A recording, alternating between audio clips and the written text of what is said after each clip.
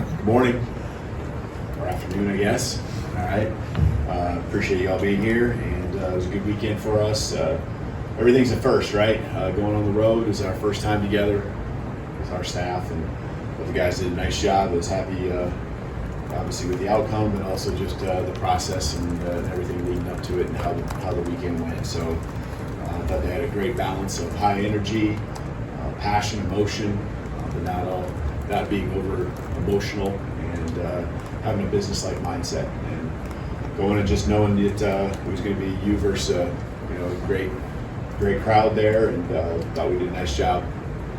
Just staying the course and made the plays, got the momentum on our side, especially there in the second quarter.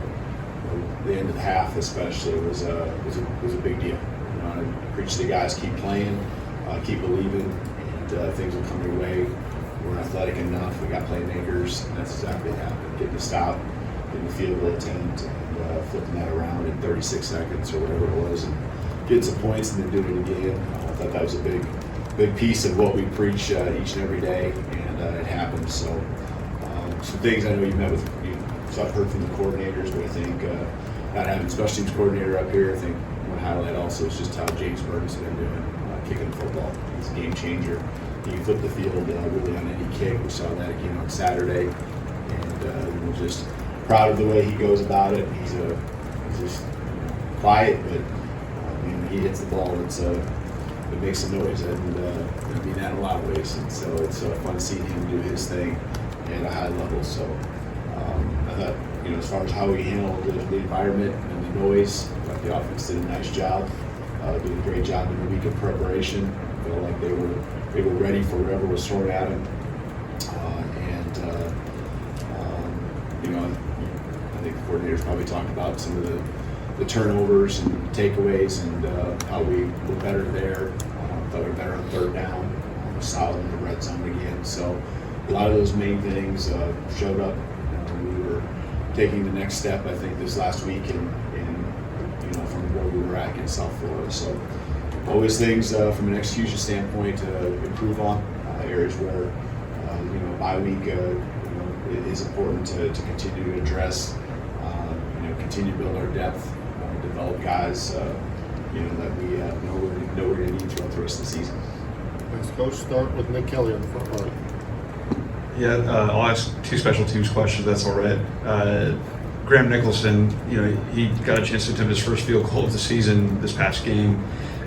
What do you make of just his limited opportunities and making sure he's ready to go? And then second question, we saw Ryan Williams return a punt. Can we see some more of that potentially this season? Yeah, with Graham, we've been scoring when we get in the red zone, getting the touchdowns. We haven't been in too many spots until Saturday, where we had the field goal, 46-ish, I think, 47, somewhere there. I think he hit it good. I think in pregame we felt like maybe there was a little bit of a breeze coming right to left. Probably over calculated that, and it wasn't something where I felt like, where I know we all feel like he mishit it or anything. We just got to do a better job of understanding, the direction or how much it's going to influence the kick. So yeah, and that's part of being a kicker, right? Pregame, during the game, towards the end, it's going to change, and so each side of the field changes. I know he expects himself to make that. We expect him to make it. He's been solid all fall camp. In regards to Ryan, with the injury to Cole Adams, that was one guy taken off of that area, in our depth, and so Bach's been back there doing a good job with his opportunities, and we need to continue to build that. And just getting Ryan one rep out there, I thought was good. He did a nice job. Looked very comfortable back there. There's some other guys, Jim Bernard can do that as well. He's been working on it, not just this year, but in the past. And so we just want to make sure guys continue to get that one rep, feel comfortable. And there's always little things that pop up that guys can learn from. And there were some learning opportunities even with Bach, just staying away from the football. On one of the punts that was rolling. We got to do a better job there, staying away. So everything is, again, new experience, especially for some of these younger guys, freshmen like Ryan and Bach. But they've done a really nice job so far. And right side of Charlie. Yeah, hey coach, did you have any reaction or say anything to guys like Jeremy or any of the other players for what they said after the game about jump around? Yeah, I didn't realize until yesterday, and actually Jerm did come in and you know he owned it. Then I didn't even bring it up to him. I didn't even know it happened until yesterday. Just he was a first class guy, and you know the emotions and the excitement of the game and all that. Unfortunately, you sometimes say things you get asked to comment on, and he actually wanted to say something to the team. You know, it just we want to be first class, and you know we slipped up a little bit there. He addressed the team yesterday in our team meeting, and you know everyone knows who Jerm is, and respect the heck out of him. You know, so something like that is something. You know, it was a great atmosphere. Really, you know, Wisconsin environment there was great. You know, I think our guys enjoyed that transition there between the third and fourth quarter just as much as anyone. So you know, nothing but respect for what the environment was and who they are as a program. Far left, Chase. Coach, how much did Jalen Milroe change protections pre-snap against Wisconsin, and where is he at in that part of developing his game? Yep, good question. That I'm trying to think through. I feel like there was, you know, I think you get into the situations, probably the latter down distances, third downs, where you see, you know, pressures, and I think he did a really solid job. There was one time it wouldn't fall necessarily on his lap, where there was a little bit of miscommunication across the board, or it didn't happen as fluid as smooth as you would like. I think we got to the point where we needed to by the time the ball was snapped, but just everyone being on the same page, and that's not just the offensive line and him, that's everyone. You know, and so we could have done a better job across the board. But with regards to Jalen, you know, we are continuing to ask more and more of him as he gets more comfortable with what we do. We know that is going to need to be the case. You know, where he has full reign right now. He knows what the expectations are, what we really prefer him to be doing with the checks, and he's been really solid. And that's going to be important for us going into SEC play. We know that for sure. Got the middle of the room here, Mike. How have you seen Justice contribute to the offense even in games where he's not getting a ton of carries in this one? Who? Justice Haynes. Oh, Justice Haynes, yeah. Right off the bat, you know, getting him the ball. He can do a lot of things. You know, catching the ball. You know, ran through a tackle right off the bat, set the tone there. Just some of the carries where he'd have been involved ended up being throws, RPO plays, run. You know, keeps by the quarterback. And so all of a sudden you get to the middle of the third quarter and you hit another explosive there at the beginning of the fourth, and we're pulling all our guys. And you know, I know we need him to be really a very productive guy for us. And I thought when he was out there, he was exactly that. We trust and believe in him like no other. The guy works his tail off every single day. He's fun to coach. He's great protection. He's out routes. He's obviously a huge threat when he's got the ball in his hands. And so, you know, just sometimes the flow of the game and the rotation we have, the ball didn't end up in his hands as much, but the ball will continue to find it because I know Jalen believes in him, our coaching staff believes in him. And so, you know, you try to be intentional on some of that stuff. Sometimes it just doesn't go exactly how you planned as far as who gets the touches and so forth. Left side, front row, Tony. You have a great record in these marquee kind of matchups. You got one coming up. Just what would you attribute to your success in these kind of games, and then how do you approach it with kind of a 2-week window right now? Yeah, I mean, great players, great coaching staff around you is always what makes it all go. People who are comfortable, you know, being alongside with you in these big games, these big, you know, the SEC play. They're all going to be big, and so you know, the players make plays, and it's our job to just continue to put them in the best spot, help them continue to gain confidence. You know, remind them that the preparation is what's going to lead to their success, and you know, just a belief in what we do, how we do it. That's to me football. That's, you know, how you're successful in anything. And so that's what we'll do here with the bye week. Usually a couple days here to just, you know, relax as far as kind of decompress a little bit. 7 weeks now these guys have been going. I know it's only 3 games in the season, but they've been going for 7 weeks as of tomorrow. When it comes to practices and this little time here where they can take care of some school and kind of get caught up or just make sure they're on pace and working ahead even in those areas that are away from football and knock that out so they can do what they love and not have any distractions. Thursday, Friday, we'll get back on the practice field, and Wednesday we'll do some things as well. So these guys need the physical break as well. I think we're in an okay spot when it comes to health. We can always be better. That's what a bye week gives you. Stay in front of your job. Coach, going back to Jalen, the first touchdown pass to Ryan Williams, it looked like the exact same play as the miss in the first drive to Emmanuel Henderson. How indicative is that redo of Jalen Milroe's kind of growth this year out of what you've seen? Yeah, and both of them, I thought he felt comfortable. He looked comfortable, I think, throughout the game because of our offensive line. It starts up front with the protection. And, I think he felt that he did a good job really reading the coverage, seeing where the safety help might be, and, really hit it in rhythm. A little tighter coverage on the first one to E-Man, but, Ryan had a step, and that was the difference. But I think even just kind of looking at the trajectory of the ball, and having to throw a little flatter so that the help couldn't get there in time, but also not making it too flat to where he had a little room for error. I thought it was just a great throw. Hit him in stride. Ryan did his thing, secured it, and it was really fun, especially on the third down and long, third and 7, third and 8. So huge point in the game there for us to get the ball in the end zone. And not just be something that's a 3 or 4 yard game, but a 30 plus yard explosive. Back left, Steven. You mentioned Bird, coach at the start, but what does it do for your defense to have a guy that can consistently put the opponent in a rough position every time? Yeah, I thought about just even that sequence. I believe we forced a punt right after that, or it was a takeaway maybe, and just how the field flipped just with a few plays there. And James does that for you.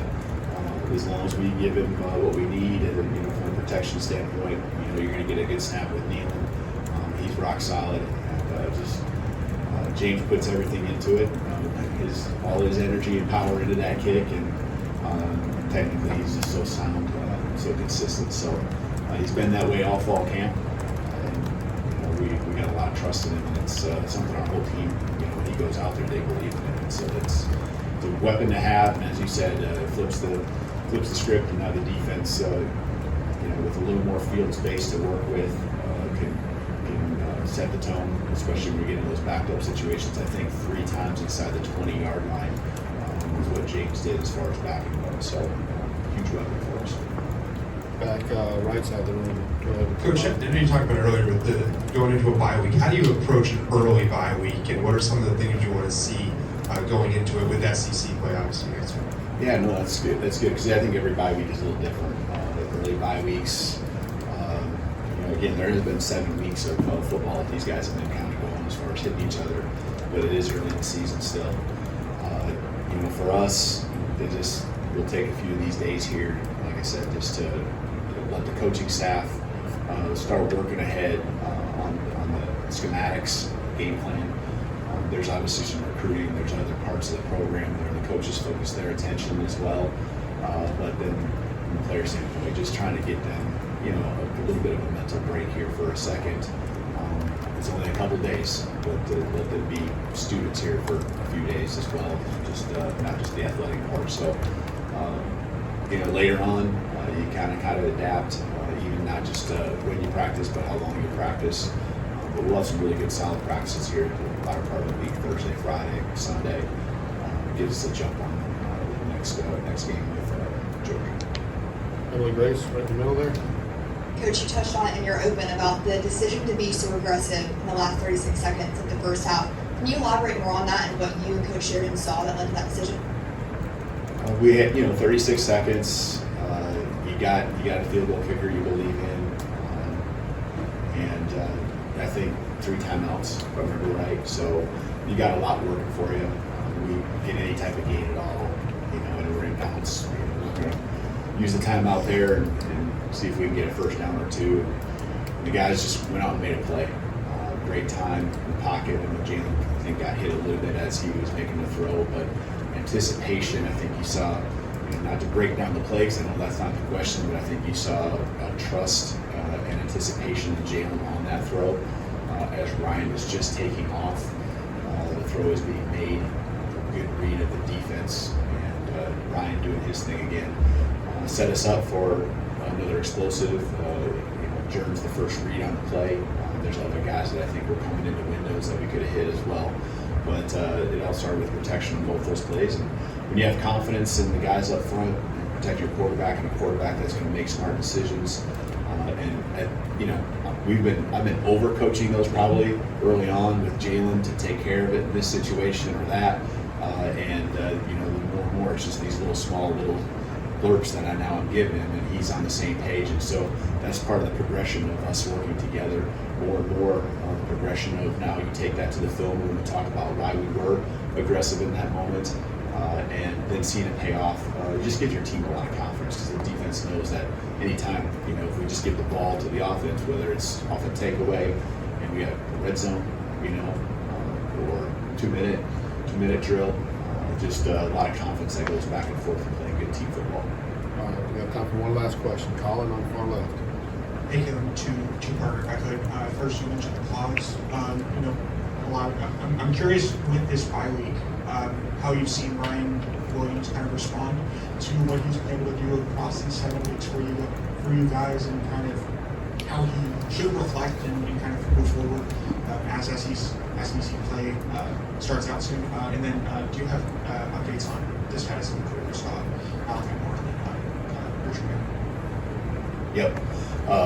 As far as Ryan, the thing that impresses me so much about him is the business-like mentality he has when it comes to football. But the way he's able to balance it with a personality that is just fun to be around. Loose when you have that time to be loose. It just happened, probably an hour ago. A chance to just be around him and smiling and enjoying being who he is, and then turning into this beast on the football field through these first 3 games. And there's going to be ups and downs just like anyone for him will come, but I'm confident in his maturity well beyond his years, being only 17. I don't feel like I'm pumping him up too much, because I think he's getting the job done on the football field, and he's making it happen there. But it's fun seeing that balance and just let him be him. That's what I want all our players to be. But he's a joy to be around, because when he gets on the football field, when he's in the weight room, and there's a lot of focus. I know he prioritizes things, even like sleep. He's just really locked in on what needs to be done for him to be the best he can be. As far as injuries, Cole, again, this is a good time with the bye week. I would expect that here as we get to the latter part of the week, he's continuing to move forward. We can kind of see where he won't push him too hard here at the end of the week with physicality and things like that, make him vulnerable. But I think it's positive steps that we're seeing. Quay, with the evaluation of him, I think again, the bye week's huge. I think he probably later in the week will be able to do some things for us, and we'll certainly be careful with him. We don't want to have any setbacks, but I would feel like it's a positive progression for him already here just in the last couple of days. And who's the third one? Malachi. Obviously a hit to the head, blow to the head. He popped up and ran off the field, but I also know that there's a protocol we got to go through it. So a lot of positive signs there with him already here through these first couple of days. And you just got to go through that progression that needs to be done when it comes to those type of injuries. And Richard, I'm not sure on Richard a little bit. I think his, we kind of got to continue to evaluate here. Probably has some follow-up here maybe towards the end of the week. All right, thank you. Awesome. Thank you for your time.